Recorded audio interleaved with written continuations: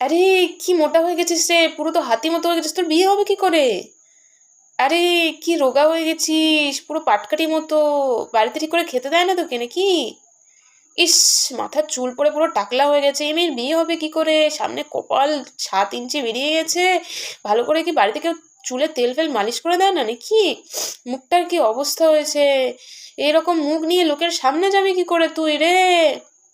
বাড়িতে কি কেউ দেখে না?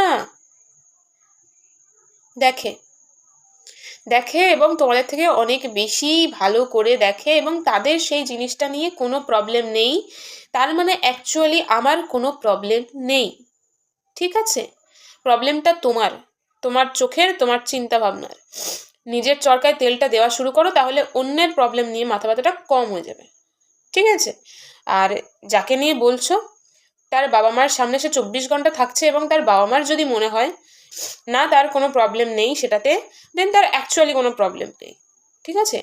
আর যাকে বলছো সে নিজেকে যথেষ্ট ভালোবাসে, এবং সে যেরকম আছে, তার যেরকম ফিগার, যেরকম চুল, যেরকম ফেস কাটিং, যাই কিছু হোক, তাই নিয়ে সে যথেষ্ট খুশি। ঠিক আছে? তো সেখান থেকে তোমার ওপিনিয়ন কোনো ম্যাটার্সই করে না। Who cares for your opinion? কেউ, কেউ কেয়ার করে না, কোনো যাই আসে না তাদের তোমার ওপিনিয়ন দিয়ে।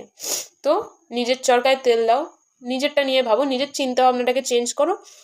অন্যেরটা নিয়ে ভাবার সময় পাবে না। অন্যেরটা নিয়ে ভাবার জন্য তাদের আপনজন আছে, তারা সেটা দেখে নেবে। ঠিক আছে? তো নিজের চরকায় তেলটা দাও।